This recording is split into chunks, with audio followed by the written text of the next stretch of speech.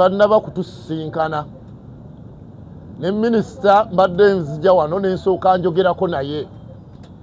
ne mubuuza lwaki tosoose kusinkana bakulembeze ba butale ate ng'ogenda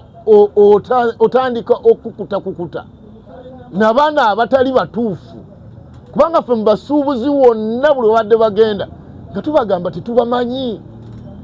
nawulidde ennaku nga ndaba batandise okuyingirira ebyobutale so nsuubira nti minisita ensonga n'eyenkya sikakasa mbabuulira kino sikakasa nti ddala anaabaayo